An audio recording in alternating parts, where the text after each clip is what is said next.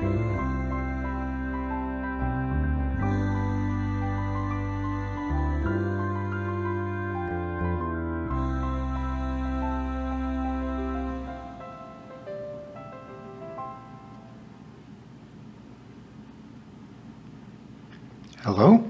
and welcome to Book Circle. I'm Earl Wyenberg. This time we will continue our reading of Village School by Miss Reed. Part 2, Spring Term. Chapter 10, Winter Fevers. The Christmas holidays had slid away all too quickly. On the morning after we had broken up, I was busy writing Christmas cards when a hammering had come at the front door. On the front step stood Linda and Anne. Linda carried a small parcel with much care, and when I invited them in, she put it on the table among the half-finished cards. "It's from both of us," she announced proudly. It turned out to be a bottle of scent called Dusky Allure. A female of mature charms pranced on the label, inadequately clad in what looked like a yard of cheese muslin. A palm tree and a few stars added point to the title. The children beamed at me as I unscrewed the top.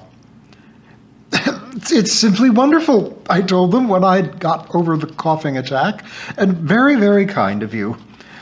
I pressed biscuits and lemonade upon them, and they sat on the edges of their chairs, demure and gratified, while I finished off the cards.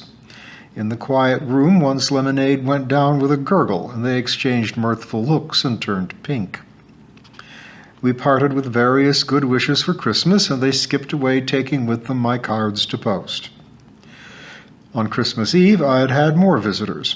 The carol singers arrived on a clear, frosty night, bearing 3 hurricane lamps on long poles and pushing a little harmonium, which Mrs. Pratt played. Mr. Annett conducted them with vigor, and in the light of one of the lamps, I saw that Brother Ted had been prevailed upon to bring his flute. The fresh country voices were at their best in the cold night air, and even Mr. Annett seemed pleased with his choir's efforts. "Splendid," he said vigorously as "Hark the Herald Angels Sing" dwindled to a close, and he beamed upon them with all with such goodwill that I wondered if Brother Ted's 2 bottles had been broached before they had set off, or whether it was indeed the spirit of Christmas that had softened him even to include Mrs. Pringle in his expansive smile. The new term found a depleted school, for measles had broken out in the village. In the infants' room, Mrs. Finch Edwards had only 12 children to teach out of 18, and I had only 20 out of 22. Weather was bitterly cold, with an east wind that flattened the grass and shriveled the wallflower plants against the school wall. The skylight had undergone its usual repairs during the holiday, and though we had had no rain yet to test its endurance to the weather, it certainly let in a more fiendish draught than usual, which gave me a stiff neck. The children did not want to go out into the playground, and with the weather as it was, I doubted whether they would gain much from the airing, but being school-bound made them quarrelsome and cantankerous. Tempers were short, and Mrs. Pringle more annoying than ever with her fancied grievances and nagging at the children. We all longed for the spring, for sunshine and flowers, and the thought that we were only in January made that prospect all the more hopeless. It was during arithmetic one morning, when I had been teaching the middle group to multiply with 2 figures, that John Burton came out with the astonishing remark, "I'm done, can't do no more." He threw his pen down on the desk, leant back, and closed his eyes. He, as a top group member, had been working quietly at some problems from the blackboard, and this outburst made us all stop and stare. "If you can't do any more of those, John," I said, "try some from exercise 6. "I said, ain't I that I can't do no more," shouted John, glaring at me. This was quite unlike his usual docile manner, and I felt annoyed. "What nonsense," I began, when, to my amazement, he burst into tears, resting his head on his arms on the desk. The children were much shocked that John, the head boy, the school bell ringer, the biggest boy there, should indulge in such childish weakness. Their eyes and mouths were like so many O's. I went over to him and raised his head. It was difficult to tell from the tears and congestion if he were feverish or not, but his forehead was burning. "Have you had measles?" "No, miss." "Is your mother at home?" "No, miss, she's got a job at Caxley this week." "Anyone at home?" "Not till 4 o'clock." I went to see Mrs. Finch Edwards. "I'll leave the door open while I take him over to the house, if you'll keep an eye on them. What about Eileen?" His little sister looked perfectly normal. She had not had measles, but technically she was now in quarantine if, as was fairly obvious, her brother had it. We decided to compromise by putting her desk in front, away from the others, for the rest of the day. John looked very sorry for himself as he lay on the sofa under a rug with the thermometer protruding from his mouth. "Did you say your mother was serving at Sutton's the fish shop?" John nodded as he was effectively gagged with the thermometer. I looked up the telephone number as we waited, thinking, not for the first time, how sad it is when mothers with young children have to take full-time jobs, and how impossible it is to try and be a substitute. The thermometer stood at 102 degrees when I took it from his mouth. I tucked him up more securely in his rug, poked up the fire, and went out into the hall to telephone to his mother. "Speak to Mrs. Burton," said a voice, which I supposed to be the fishmonger's. "She's serving at the moment." "Then I'll hang on," I said, "but this is urgent. Her little boy is ill, and she will have to come immediately." "It's most inconvenient," said the fishmonger severely, "but I'll tell her." Mrs. Burton was sensible and practical. She would be on the next bus, and intimated that if Mr. S. didn't like it, he could lump it. I went back to tell John the good news, but he had fallen asleep, breathing heavily, his forehead damp with sweat, so I crept out and across to the school. It is this sort of occasion that makes one realize how absolutely necessary it is for every school, however small, to have two people who can take charge. Without Mrs. Finch Edwards there to superintend the children, any sort of accident might have happened, and I thought of several schoolmistresses that I knew in charge of perhaps 20 or more children with no adult help within call, who might be coping at this very moment with such an emergency and with all the added mental distress of their lonely circumstances. It is a position in which no teacher should have to find herself, and yet it is, alas, a common one in our country areas. It was during this bleak and plague-ridden period that Mr. Willett appeared one morning with his hand heavily swaddled in strips of shirt-tail. "We had a very rough night, miss, very rough indeed," he said in reply to my inquiries. "That Arthur Cogs, miss, is nothing more than a crying disgrace to Fairacre." It had all begun, evidently, at Caxley during the dinner hour. It was market day, and a member of one of the more rabid and obscure evangelical sects had set up his rostrum between a fishmonger with lungs of brass and a purple-faced gentleman who threatened to smash up teapots and repair them again with the aid of a miraculous paste which he held in his hand. When 12 o'clock struck, Mr. Willett told me, "This here heathen jelly was as coarse as a crow and took his tracks in that round to the building site where Arthur Cogs and his mates had just knocked off. They was sitting around on wheelbarrows and such, having their grub." So blood-curdling, evidently, were this heathen jelly's descriptions of the afterlife that they could confidently look forward to, that Arthur was seriously perturbed. Early memories of his stern old father, who held much the same beliefs as the earnest soul before him, came flooding back, and he resolved in a flash to give up drinking, swearing, wife and child beating, and to become an example of right living to all Fairacre. During the afternoon, as he stacked bricks in a leisurely way, he decided that his new life might profitably begin on the morrow. This evening he would have a farewell round of drinks with his cronies at the Wedge and Beetle and tell them of his changed ways. Who knows, he might even persuade some of those lost black sheep to return to the fold with him. He was, of course, chipped unmercifully by the hardened sinners at the pub that night. Spirits were high, language ripe and fruity, and the beer flowed more generously than usual, as this was poor old Arthur's last drink. By closing time, Arthur was decidedly drunk and inflamed with his mission for reclaiming lost souls. "You better save old Willett," suggested one boisterous reveler as they approached the Willetts' prim cottage. Mr. and Mrs. Willett had been in what Mr. Willett called a lovely sleep when the rumpus began. Afire with good works, Arthur belabored the paint-encrusted knocker with all the might of the righteous. His companions were divided between mirth and shame. Some egged him on, while the more sober did their best to get him away from the door. "What the Hanover?" said Mr. Willett, creaking out of bed. He leant out of the window. "Get off home, waking up sleeping folk. Get off with you." "You come on down," rejoined Arthur. "I got something to ask you urgent." Mr. Willett pulled on his socks, using language that Mrs. Willett had never heard him use before in all their 28 years of married life and regular church-going. She followed him timidly down the last few steps to the box staircase, holding the door at the bottom open a chink to see that no harm came to her husband. "Well, what is it?" asked Mr. Willett testily as he unbolted the front door. The cat, so recently put out, now streaked in with a cry of alarm, followed by Arthur Cogs. His companions melted rapidly away into the darkness.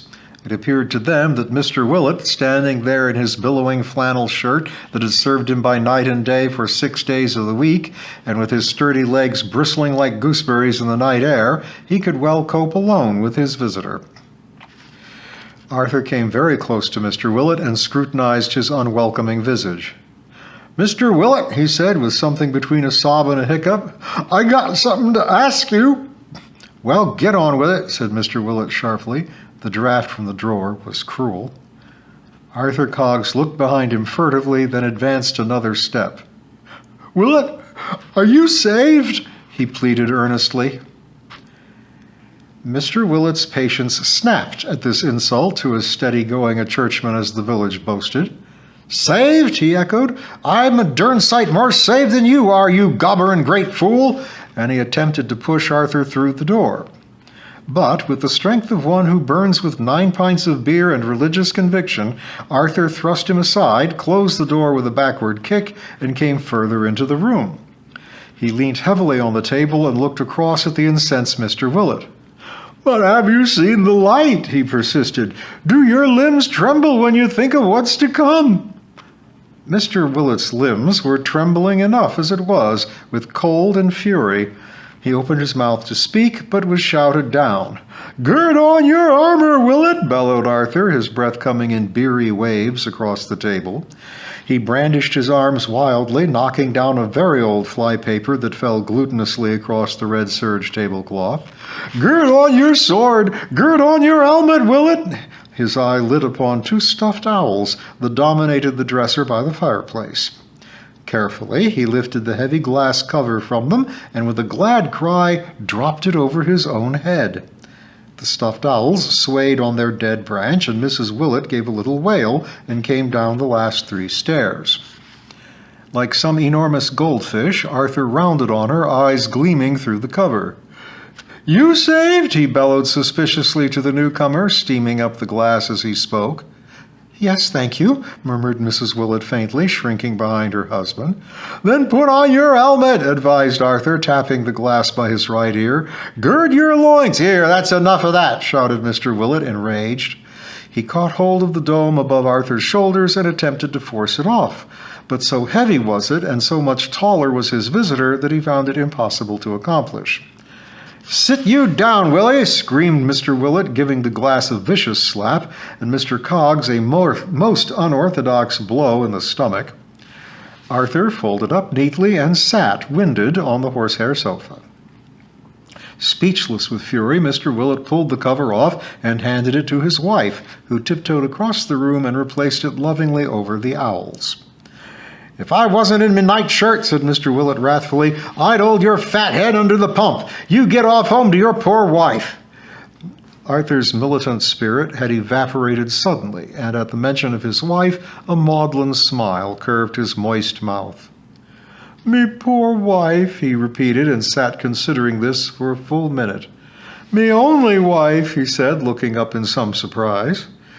He lurched to his feet and caught Mr. Willett by the neck of his shirt. And you know what? He boomed, his face thrust close to his host's. She ain't saved, poor weasel. Me only wife and she ain't saved. Mr. Willett broke away and flung open the door. Then you can damn well clear off home and save her. Coming in here kicking up like this. Be off with you, Arthur Cogs. With inexpressible dignity, Arthur drew himself up and crossed the threshold. I hopes, he said coldly, swaying on the doorstep, that I knows when I'm not wanted. Arthur Cogs ain't the sort that pushes in where he's not wanted. And with a shattering hiccup, he passed out into the night. This dreadful scene had direct repercussions on our school life, for Joseph Cogs was absent the next morning, spoiling the week's record of attendance for the infants' room. "Me dad has overdone it," he explained in the afternoon, "and we was all laid up." Worse still, Mr. Willett had been so shook up by the rough night that he cut his thumb badly as he was opening a tin of baked beans for breakfast, and, as I have told, had to attend to his school duties with a heavily bandaged hand for the rest of the week. So discouraged was Arthur Cogs by the unpopularity of his mission work that he lapsed into his normal, regrettable ways, much to the relief of the whole village. Chapter 11. The New Teacher. There were only 3 applicants for the post advertised at Fairacre School, although the advertisement had appeared in both the Teacher's World and the Times Educational Supplement for several weeks. The vicar had called a managers' meeting to interview the 3 applicants on a Thursday afternoon late in January. It was to be held at 2:30 in the vicar's dining room, and I was invited to be present. I appreciated this courtesy, which is not always extended to the headmaster or headmistress when new staff is being appointed, and arranged with Mrs. Finch Edwards to combine crayoning class of the whole school. As an added incentive to good behavior, I produced a box of small silver stars to be gummed onto the best work, and from the children's rapt expression when I told them of these joys, I fully expected that Mrs. Finch Edwards would have a peaceful afternoon while I was at the vicarage. I walked across the school churchyard to the meeting. Mr. Partridge's vicarage stands in an enormous garden which abuts on to the graveyard. Mr. Willett, who is St. Patrick's sexton as well as our caretaker, was tidying up the graves, straightening a loose curbstone, breaking off a dead rose, or setting an overturned flower vase upright again. "Snow on the way, miss," he greeted me. "Look at them clouds." He pointed to the gilded weathercock that gleamed like gold against a pile of heavy, ominous clouds behind St. Patrick's. "Wind's dropped, too." He fell into step beside me, and we walked across to the wicket gate that opened into a shrubbery in the vicar's garden. "The graves look nice and tidy," I said, making conversation. Mr. Willett looked gratified. He stopped by a particularly ugly memorial cross made from pinkish polished granite. It reminded me of brawn. "My Uncle Alf," he said, patting it lovingly, "stands the weather well." The vicarage is a large Georgian house of warm red brick, standing among sloping lawns and looking out upon 2 fine cedar trees. It has a square pillared porch and a beautiful fanlight over the door. I was glad to see that the iron bell pull, which I had rung on my first visit here, and which had disconcerted me by coming away in my hand, had been replaced by a bell push on the jamb of the door. The dining table was set out with the applicants' papers at the head of it and chairs set primly round. The vicar, as chairman, welcomed us and resumed his place at the head of the table. Miss Parr was already there, an old lady of nearly 80 who lives at the other end of the vicarage, at the other end of Fairacre, in a house built in the reign of Queen Anne. The villagers maintain that she is fabulously wealthy. Certainly she is generous, and none going to her for financial help is disappointed. She says that she is fond of children, even these modern ones that do nothing but eat gum, but so far as I know, she has never set foot in the school of which she has been a manager for nearly 30 years during a school session. Colonel Wellesley, also nearing his 80th birthday, sat beside her. He calls in to see the children on occasions and is, of course, invited to all school functions, as are all the managers. Both Miss Parr and the Colonel, despite their age and frequent indispositions, attend managers' meetings regularly. It will be difficult when these two leave the Board of Managers to find two people in the village who will come forward to take their place. Neither Miss Parr's nieces and nephews, nor Colonel Wesley's 3 sons and numerous grandchildren have ever used the state schools for any part of their education. Few people nowadays, even if they have close ties with their local school, have either the time or the desire to take on these voluntary duties, which an earlier generation shouldered with the feeling of noblesse oblige. Mr. Roberts, the youngest school manager, had attended an elementary school in Caxley as a small boy and gone on from there to the local grammar school. He has a first-hand knowledge of elementary education, and he, with the vicar, has a close understanding of the practical needs of the school in their care. Behind the vicar's chair on the wall hangs a portrait of one of his ancestors. He has a peevish expression and is holding out a piece of paper as though he were saying petulantly, "Now could you read this writing? Isn't it appalling?" The vicar is inordinately proud of this picture, and the letter, he claims, was written by Charles II to his ancestor to thank him for services rendered during his exile. Be that as it may, the old gentleman would not appear to be overjoyed at its perusal. I was studying it again when the vicar said, "I think we should begin. The applicants are a Mrs. Davis, who has come from Kent." He paused and looked at us over his glasses. "This lady has not had experience with infants, but would like to try. She has 2 children of her own, I believe." From his tone, it was clear that her application had not impressed him very favorably. "The second applicant," he went on, "is a little older and has had experience in infant and junior schools in several towns in the Midlands. She is at the moment teaching in Wolverhampton. She could begin in March." "What's the last lady like?" asked Mr. Roberts, stretching his long legs out under the table suddenly. "A Miss Gray, very much younger, still in her 20s. She left the teaching profession last summer." "No disgrace, I hope," said Miss Parr. "Oh, no, indeed. No, nothing like that," the vicar assured her hastily. "I understand she nursed her mother for some months, but is now free to take a post." "Does she come from a distance?" asked the Colonel. "Any chance of her living at home, I mean, or will she have to have digs in the village?" I expect it will have to be Mrs. Pratt's," answered the vicar. "I have approached her, and she has a very nice bedroom." "Well, let's see these gals," said Miss Parr, putting her gloves down on the table with an impatient slap. I suspected that she had given up an afternoon nap for this meeting, for she seemed restless and had stifled yawns. "Well, there we are," said the vicar, gazing round at us all. "I rather feel that Miss Gray will be our best choice, judging from her application, but we will ask them in and see for ourselves. Shall we have the lady from Kent first?" There were grunts of approval, and the vicar went across the hall to ask Mrs. Davis in. They returned together. The vicar took his place at the end of the table again, and Mrs. Davis sat nervously at the other.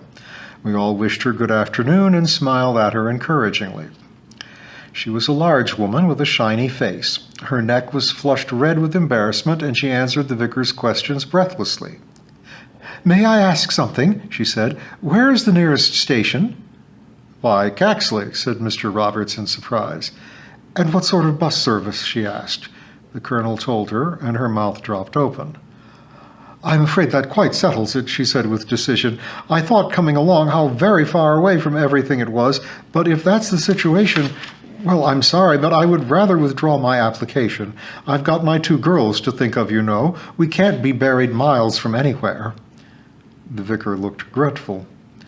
"Well, Mrs. Davis," he began, "I know Fairacre is a little remote, but I'm sorry, I'm sure, for all the trouble I've given, but my mind's made up. I had a look round the village this morning, and it's not a bit like Kent, you know." Her tone was reproachful. The vicar said he was sorry, but if Mrs. Davis was quite decided. He paused, his voice a query. Mrs. Davis rose from the dining-room chair and said, "I'm afraid I must say no, but I'm grateful to you for calling me up for interview." She smiled round at us, we made sounds of regret, and the vicar escorted her into the hall, inviting her to stop for tea before she faced her long journey. But, like a freed bird, Mrs. Davis was anxious to fly back to her nest in Kent. and we heard her steps on the gravel path as she hurried to catch the 3 o'clock bus. "Well, well," said the vicar, with a note of relief in his voice as he sorted out the next application form. "A pity about Mrs. Davis, but of course she must consider her family." "Would never have done anyway," said Mrs. Parr flatly, voicing the secret thoughts of us all. The vicar cleared his throat noisily. "I'll fetch Miss Winter now, the lady from Wolverhampton," he reminded us as he set off across the hall again.